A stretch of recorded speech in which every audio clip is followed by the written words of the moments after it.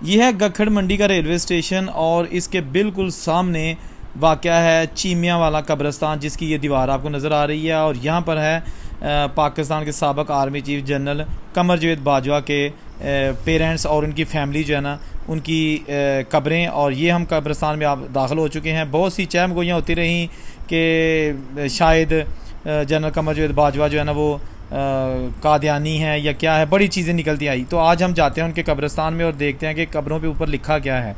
मैं यहाँ एक चीज़ वाज़ेह कर दूँ कि साबिक़ army chief general Qamar Javed Bajwa के वालिद भी कर्नल थे और उनका नाम था मोहम्मद इकबाल बाजवा। और उनकी आखिरी पोस्टिंग जो है ना वो कोयटा छावनी में थी। और 1966-67 में हार्ट अटैक के बायस दौरान ड्यूटी ही वो इस दुनिया से चले गए।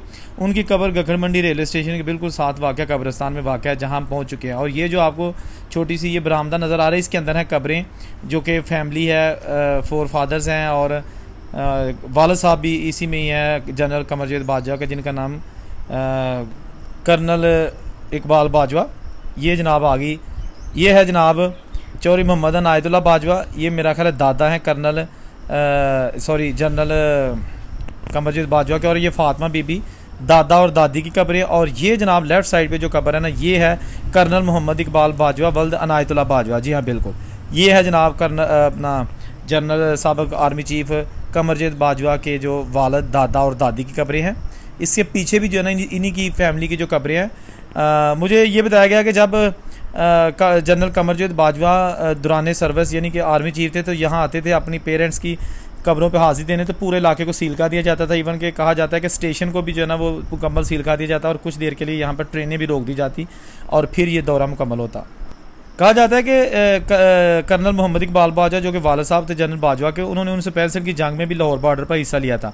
उनके दादा का नाम अनायतुल्लाह बाजवा, जिनकी मैं ऑलरेडी आपको कब्र भी दिखा चुका हूँ। और इनके एक हकीकी चचा का नाम इफ्तिखार बाजवा था, जो ज़मींदार ख़ानदान से ताल्लुक़ रखते हैं।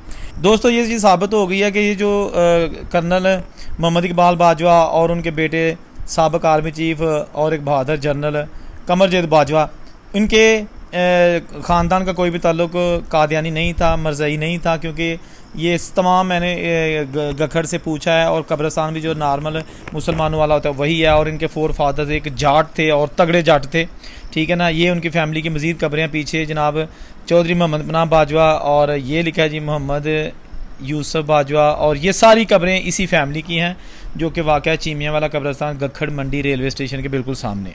ज़राए के मुताबिक ये भी मालूम हुआ है कि जनरल कमर जावेद बाजवा के वालिद भी पाक फ़ौज से, जो कि मैं ऑलरेडी बता चुका हूँ, वाबस्ता थे।